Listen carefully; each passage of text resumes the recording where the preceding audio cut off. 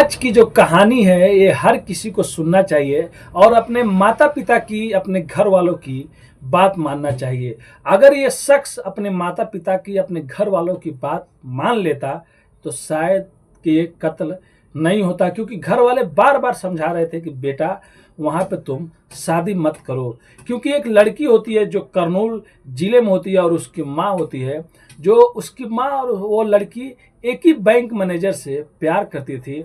और उस लड़की का जब उस लड़के से शादी लगता है जिसका नाम तेजेश्वर होता है, और कोई रिश्तेदार आके उसके घर पे कहता है कि उस लड़की अच्छी नहीं है, उस लड़की का आप लोग मना कर दीजिए क्योंकि वो लड़की का चरित्र अच्छा नहीं है।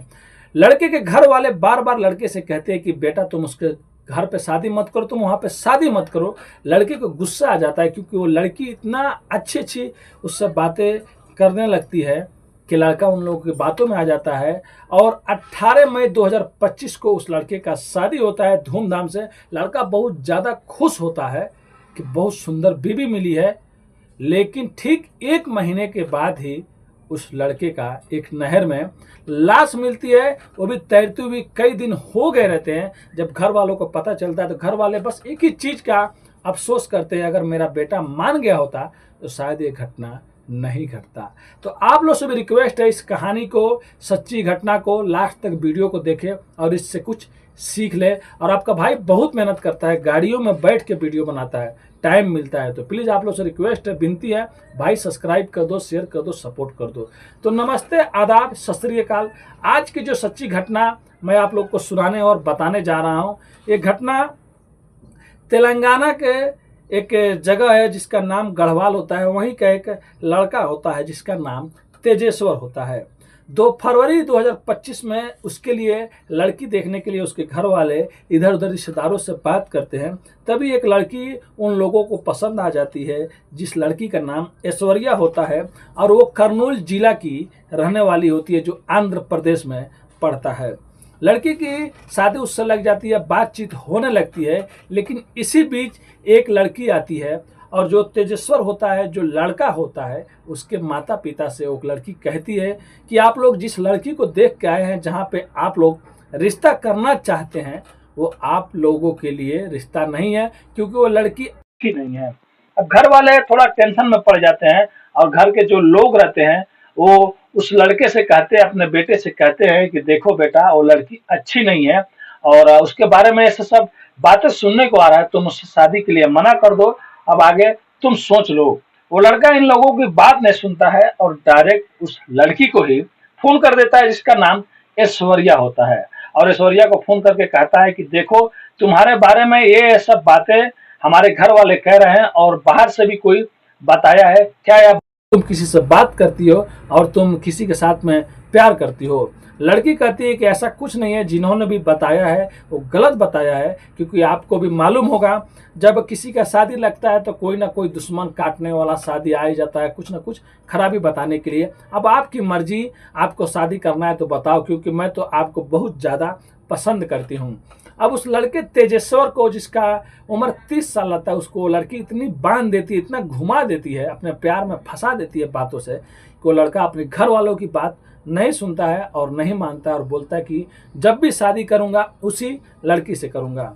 अब इन लोगों का शादी ये होता है कि 18 मई 2025 की होगी और फरवरी में लड़की को देखने गए रहते हैं, उसके बाद की ये घटना रहती है। अब शादी को जैसे ही नज़दीक आता है, जो तेजेश्वर रहता है वो उस लड़की से दिन रात बातें करने लगता है। अब ये 13 मई की बात है 2025 की। लड़की अचानक अपने घर से गायब हो जाती है और लड़की के घर वाले भी लड़की को ढूंढने लगते हैं। और ये खबर जब लड़के के घर पे पहुंचते तेजेश्वर को भी मालूम होता तो वो लोग भी परेशान हो जाते हैं कि लड़की आखिर में गई तो गई कहाँ, जहाँ पे 18 मई 2025 को शादी होने वाला है, मतलब मात्र 5-6 दिन और बचा हुआ है।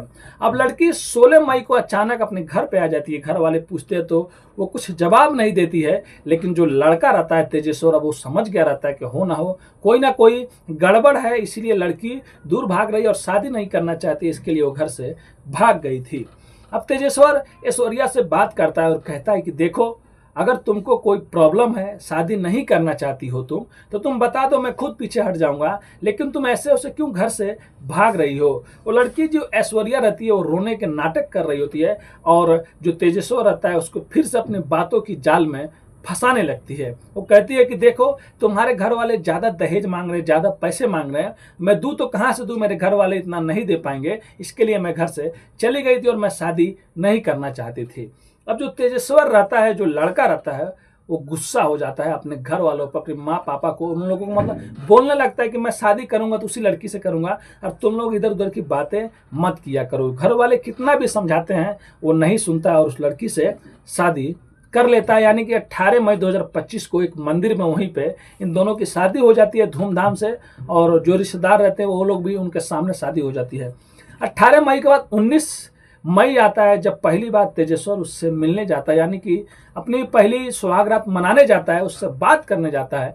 तो लड़की पहले दिन उससे थोड़ा उटन पटन बात करती है, गलत तरीके से बात करती है, जिससे लगता है कि इसको जानती ही नहीं है, और उसका विरोध करती है, कहती है कि मैं तुमको कुछ नहीं करने दूंगी। अब लड़का सोचता है चलो इसका शादी हुआ होगा, इसके लिए मतलब ये थोड़ा घबराई हुई है। ऐसे कर करके 1 2 दिन 3 दिन गुजर जाता है। अब जो लड़की रहती है वो लड़के के सामने ही, तेजस्वर के सामने ही इधर उधर फोन पे भी बात करती थी। अब तेजस्वर को लगने लगता है यार शायद मैंने कुछ बड़ी गलती कर दी इस लड़की से शादी करके, क्योंकि मेरे घर वाले पहले से ही समझा रहे थे लेकिन मैंने समझा नहीं। अब तेजस्वर ऐसे करते करते और भी कुछ दिन बीत जाता है, क्योंकि तेजस्वर लैंड भूमि का कुछ मतलब टाइप का उसमें काम करता था, जमीन वमीन का जो चीज़ रहता है उसमें काम करता है। अब आ जाता है जून, 17 जून को, जब तेजस्वर के पास घर में 3 आदमी आते हैं और कहते हैं कि हमारा भूमि का जो कुछ काम है वो करना है और आप चलिए और तो हो जाएगा। अब तेजस्वर उन लोगों के साथ में बैठ कर कार में चला जाता है, और जाने के बाद तेजस्वर शाम हो जाता है, वापस आता ही नहीं है। फिर उसकी सुबह, अगले सुबह सब कोई घर वाले भी परेशान हो जाते हैं। तेजस्वर का जो छोटा भाई रहता है वो जाके नज़दीकी पुलिस स्टेशन में एक FIR लिखवाता है कि मेरा भाई है जिसका नाम तेजस्वर है, और वो सुबह में गया था लेकिन अभी तक घर पे नहीं आया। तो पुलिस गुमशुदगी का रिपोर्ट लिखती है, और इधर कोई पुलिस को भी पहले से मालूम है जो इंदौर में घटना घटी है, जो राजा रघुवंशी मर्डर केस में, जहाँ पे शादी के कुछ 12वें दिन ही पत्नी ने ही पति का खून करा देती है। उसके बाद वो उस एंगल से उस केस को चेक करने लगते हैं। सबसे पहले उसकी पत्नी का ही CDR निकाला जाता है, मोबाइल का जितना भी जिससे बात की है, तो उसमें एक CDR निकलता है, एक नंबर निकलता है। लगभग उस नंबर पे उसकी दुल्हन जो थी, शादी से कुछ दिन हुआ था, 2000 बार कॉल पे बात की थी। अब पुलिस उससे पूछताछ करती है कि बताओ ये कौन है। अब जब उसका CDR निकाला जाता है जिसका वो नंबर रहता है, तो उसमें उस लड़की की माँ का भी नंबर निकलता है जिससे वो आदमी उससे बात करता था। तो कहानी में एक नया मोड़ आता है। वो लड़की से जब पुलिस सख्ती से पेश आती है तब वो कहती है कि मैं जिससे प्यार करती थी उसका नंबर है जिससे मैं बात करती थी। फिर जब पुलिस वहाँ पे पता लगाती है, उसकी माँ से पूछती है कि तुम उससे क्यों बात करती थी, तो उसकी माँ भी कहती है मैं भी उसी से प्यार करती थी। और जब बाद में पुलिस और थोड़ा सख्ती से पेश आती है तो बाद में भांडा इन लोगों का माँ और बेटी का फूट जाता है। माँ कहती है कि मैं एक दिन अपने लड़की को लेकर बैंक गई थी, जिस बैंक में मैं काम करती हूँ, और वहाँ का जो मैनेजर था वो अंदर बैठा हुआ था, और जैसे ही वो मेरा बेटी को देखता है उस पर वो दीवाना हो जाता है। और कब इन दोनों में बातचीत होने लगता है मेरे को खबर भी नहीं लगता है, और धीरे धीरे इन दोनों में प्यार हो जाता है। और वो मैनेजर मेरे को कुछ नहीं बताता था, मेरे से भी प्यार करता था और इससे भी करता था।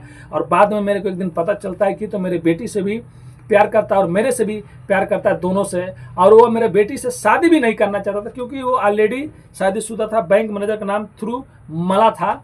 अब वो बाद में वो लोग एक प्लान बनाते हैं कि जहाँ पे ऐश्वर्या का शादी हो रहा है उससे शादी कर लो, और उसका हम लोग शादी के बाद उसकी हत्या कर देंगे कुछ दिनों बाद, और उसकी जितनी भी ज़मीनें जायदाद है सब उसके नाम पे हो जाएगी। इसके लिए हम लोगों ने एक प्लान रचा था, और बाद में उसकी माँ को भी मालूम चल जाता था कि ये दोनों लोग एक ही लोग से प्यार करते हैं।